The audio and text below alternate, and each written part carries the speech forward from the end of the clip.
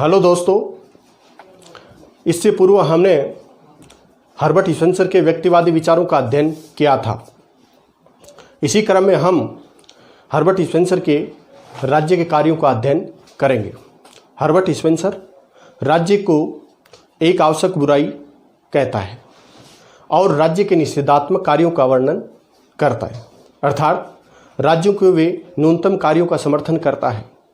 वह कहता है कि राज्य को केवल शांति व्यवस्था, बाह्य आक्रमणों से सुरक्षा एवं अपराधियों को दंडित करने के लिए न्यायालयों की व्यवस्था करनी चाहिए। इसके अलावा राज्य को कोई भी कार्य नहीं करना चाहिए। इस प्रकार स्पेंसर राज्य के निषेधात्मक कार्यों का वर्णन करता है। तो आइए हम हर्बर्ट स्पेंसर के राज्य कार्यों का विस्तार से वर्णन करते हैं। स्पेंसर ने राज्य के कार्यों का वर्णन निषेधात्मक रूप से किया है। स्पेंसर के अनुसार राज्य को चाहिए कि विधि व्यवस्था की रक्षा के लिए पुलिस व्यवस्था बनाए रखना या विधि या कानून की व्यवस्था की रक्षा के लिए केवल पुलिस की व्यवस्था रखे जो राज्य में शांति व्यवस्था बनाए रख सके। दूसरा है बाह्य आक्रमणों और आंतरिक शांति की रक्षा के लिए सैनिक संगठन कर सकता है, सेना रख सकता है जिससे बाह्य आक्रमणों से रक्षा की जा सके और राज्य में आंतरिक शांति की स्थापना की जा सके।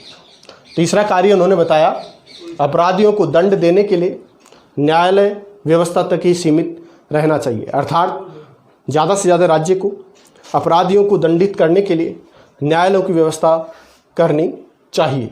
ये राज्य के न्यूनतम कार्य हैं, अर्थात ये तीन जो कार्य बताए हैं ये राज्य के न्यूनतम कार्य हैं। राज्य एक आवश्यक बुराई होते हुए भी, स्पेंसर कहता है कि राज्य एक आवश्यक बुराई होते हुए भी ये कार्य उसे करने होंगे, अर्थात राज्य को ये तीन कार्य करने होंगे। शिक्षा, स्वास्थ्य, सफाई आदि कार्यों की व्यवस्था व्यक्तियों द्वारा स्वयं की जाएगी, अर्थात स्पेंसर कहता है कि शिक्षा की व्यवस्था, स्वास्थ्य की व्यवस्था, सफाई आदि कार्यों की व्यवस्था व्यक्तियों द्वारा स्वयं की जाएगी, अर्थात व्यक्ति अपने स्तर पर इनकी व्यवस्था करेंगे, राज्य इनके लिए कोई कार्य नहीं करेगा। स्पेंसर के अनुसार राज्य को उद्योगों का संचालन, किसी धार्मिक चर्च की स्थापना, गरीबों की सहायता, जनता स्वास्थ्य के लिए चिकित्सालयों की व्यवस्था और लोगों की शिक्षा का प्रबंध आदि कार्य नहीं करने चाहिए। अर्थात स्पेंसर कहता है कि राज्य को न तो उद्योगों का संचालन करना चाहिए, न उद्योगों की स्थापना करनी चाहिए, न ही किसी धार्मिक चर्च की स्थापना या धार्मिक स्थान की व्यवस्था करनी चाहिए और न ही किसी गरीब व्यक्ति की या गरीबों की सहायता करनी चाहिए। जनता स्वास्थ्य के लिए चिकित्सालयों की व्यवस्था और लोगों की शिक्षा का प्रबंध आदि कार्य राज्य को नहीं करने चाहिए। किसी व्यक्ति की संपत्ति छीनकर किसी दूसरे व्यक्ति के बच्चों को शिक्षा की व्यवस्था करना, अर्थात किसी व्यक्ति की संपत्ति छीनकर किसी दूसरे व्यक्ति के बच्चों की शिक्षा की व्यवस्था करना, निर्बलों की सहायता, सबलों की रक्षा नहीं करनी चाहिए, अर्थात राज्य को किसी धनवान या संपत्तिवान व्यक्ति की संपत्ति छीनकर किसी दूसरे व्यक्ति के बच्चों की शिक्षा की व्यवस्था नहीं करनी चाहिए और न ही निर्बलों की सहायता करनी चाहिए और न ही सबलों की रक्षा करनी चाहिए।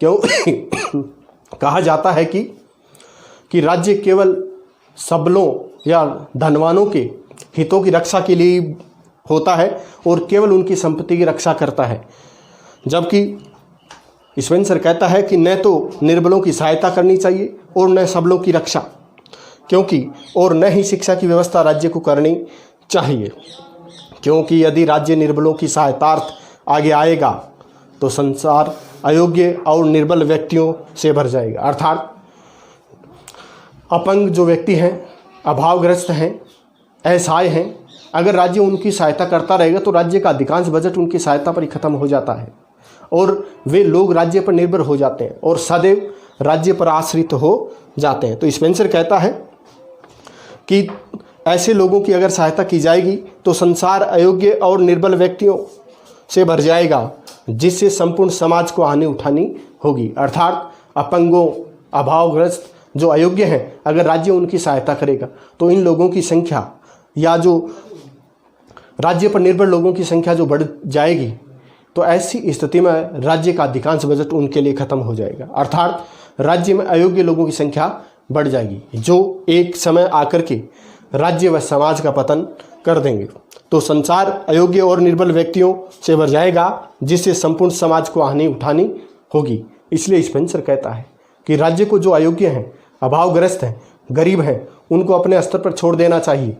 अगर वो अपने स्तर पर जीवित नहीं रह पाते हैं तो उनके अंत या उनकी समाप्ति में ही राज्य की भलाई है, अर्थात जो राज्य के लिए कोई उपयोगी नहीं है, जो अनुपयोगी हैं, उनको राज्य को समाप्त कर देना चाहिए। अर्थात स्पेंसर तो लास्ट में ये भी कहता है कि जो अयोग्य हैं, अपंग हैं, जो अपने स्तर पर अपना जीवन जी नहीं सकते, अपने स्तर पर अपना भोजन प्राप्त नहीं कर सकते, उनको राज्य को समाप्त कर देना चाहिए।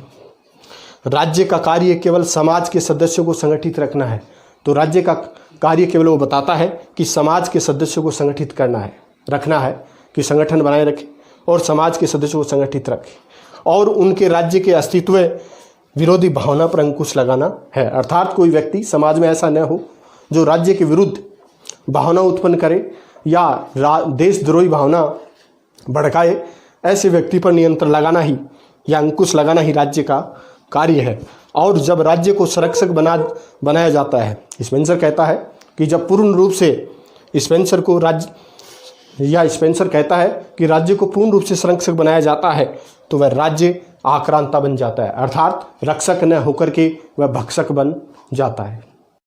स्पेंसर की मान्यता है कि राज्य में न सिक्कों की व्यवस्था होनी चाहिए न डाकघरों की, अर्थात स्पेंसर कहता है कि राज्य को टकसाल की व्यवस्था भी नहीं करनी चाहिए और न ही राज्य को सिक्कों का निर्माण करना चाहिए, न ही डाकघरों की व्यवस्था करनी चाहिए। राज्य को सफाई और जन कल्याण का भी कोई कार्य नहीं करना चाहिए। अर्थात स्पेंसर कहता है कि राज्य को सफाई और जन कल्याण का भी कोई कार्य नहीं करना चाहिए, क्योंकि इससे योग्यतम की उत्तरजीविता के प्राकृतिक सिद्धांतों में बाधा पड़ती है। अर्थात जो योग्य व्यक्ति हैं, जो कुशल व्यक्ति हैं, वो अपना संघर्ष के परिणाम स्वरूप अपनी कुशलता में वृद्धि करते हैं या संघर्ष में विजयी होते हैं। ऐसे नियम में बाधा पहुंचती है, अर्थात योग्यतम की उत्तरजीविता के प्राकृतिक सिद्धांतों में बाधा पड़ती है। यदि लोग स्वास्थ्य का महत्व समझेंगे, अर्थात स्पेंसर कहता है कि यदि लोग स्वास्थ्य का महत्व समझेंगे और उचित स्वास्थ्य रखना चाहेंगे या स्वस्थ रहना चाहेंगे तो स्वयं उसकी रक्षा करेंगे, अर्थात वह स्वयं अपने स्वास्थ्य की रक्षा करेंगे। सफाई के प्रति रुचि होगी तो सफाई करेंगे, अर्थात सफाई के प्रति लोगों की रुचि है तो सफाई करेंगे। नगर पालिकाओं की व्यवस्था की जाती है, विभिन्न कर्मचारी इसके लिए कार्य करते हैं और लोग कचरा सड़कों पर फेंक देते हैं, जबकि पंचायतों में कोई भी सफाई कर्मचारी नहीं रखते हैं और नई सफाई की व्यवस्था पंचायत के द्वारा की जाती है। फिर भी गांव में जाकर देखेंगे तो कहीं पर भी गंदगी नहीं है, क्योंकि नगर पालिकाओं में जब लोगों को सुविधाएं दी जाती हैं तो लोग उसके विपरीत कार्य करने लगते हैं। सरकार को नगर पालिकाओं के गठन की कोई आवश्यकता नहीं है, अर्थात इसी क्रम में स्पेंसर कहता है कि सरकार को नगर पालिकाओं के गठन की कोई आवश्यकता नहीं है।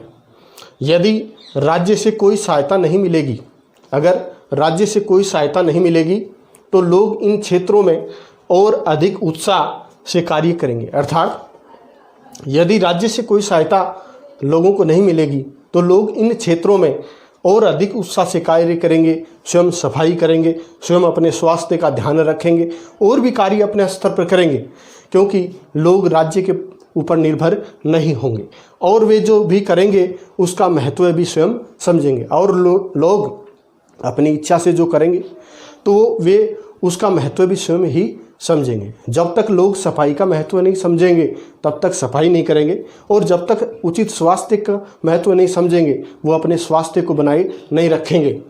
स्पेंसर का कहना है गरीब, अपंग, अभावग्रस्त लोग अपनी दशा में स्वयं सुधार करें, अर्थात स्पेंसर कहता है कि गरीब, अपंग, अभावग्रस्त लोग अपनी दशा में स्वयं सुधार करें, अर्थात अपनी दशा में सुधार करने का स्वयं प्रयास करें।